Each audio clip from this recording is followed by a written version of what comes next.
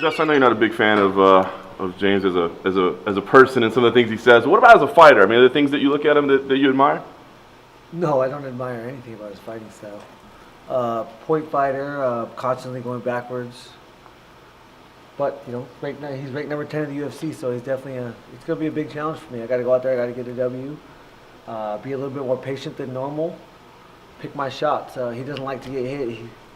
He gets hit going backwards, and that's the worst way to get hit. So when I do touch him, he's gonna feel it. He's gonna not like it.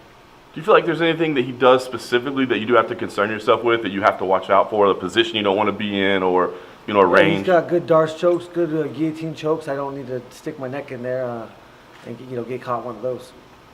And I know you're talking about being a little more patient, but I got to ask you, if you had the choice of going in there, one punch knockout and being done in 10 seconds, or having a back and forth 5-round brawl like we know you can, and walking away with $100,000 in bonus checks, which one would you do? I'll take the one punch knockout and take my 50 grand and be happy with that.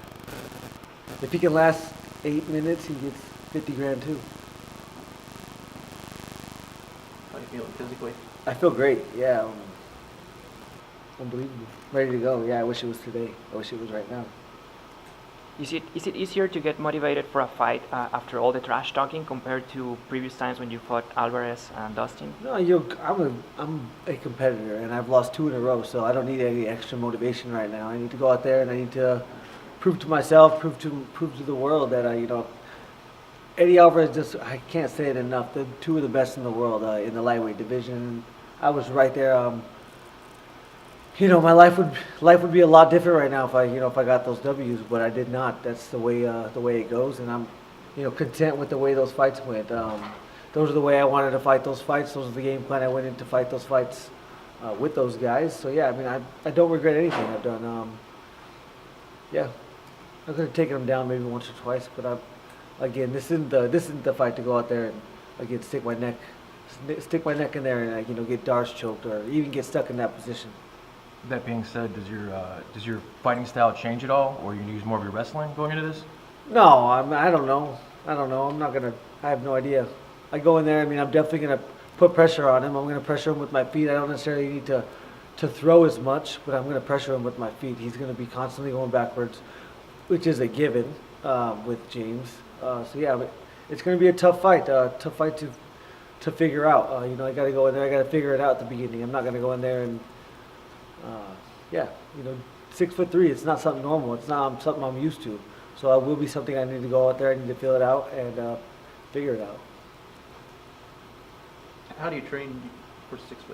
Do you Train with a lot of big guys. Yeah, I mean a lot of 85ers, a lot of 70s, a lot of 70 pounders.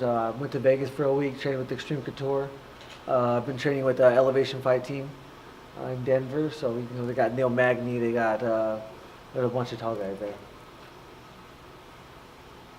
I guess in any of your fights so far, like you're wrestling, you're All-American, you got UNC, and you haven't, you've been straight boxing, go for the knockout each time. I mean, is that after these losses to Eddie and Dustin, I know against Michael, it knocked him out, but does your mindset and your thought process in the ring change a little bit as you enter this fight, as far as not having maybe your chin out there a little bit as much and going for that knockout right away? I never have my chin out there. I mean, if I am going to take a punch, I'm aiming to take it on the forehead, but I've used my wrestling in every single fight.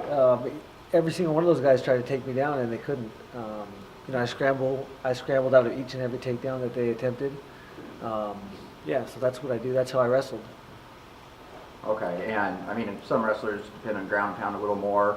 I mean, do you see yourself maybe thinking that ground pound's a possibility?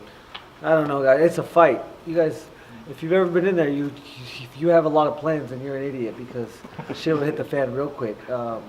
Especially when you're counting on something and it doesn't happen. And then what do? Do you have a plan B? Do you have a plan C? It's too much thinking. I go in there, I react, I fight off my reactions. I believe my timing is the best, and yeah, that's what I fight off of. Intuition. I've trained my whole life for this. 4 years old, I started training. In hindsight for this, for August 25th versus James Vick. The last 2 fights, I can't harp on it enough. I was right there. I had a bolt hurt. I had a bolt on the ropes. I just became complacent in my position. I thought I had him more hurt than I guess I did. Dustin, like I said, I went out there, I tried to, coming off the stool in the 4th round, I was like, I just got to kick this guy 2 or 3 more times and he's done. And, I forgot that I'm fighting the best in the world. I didn't forget, but became complacent.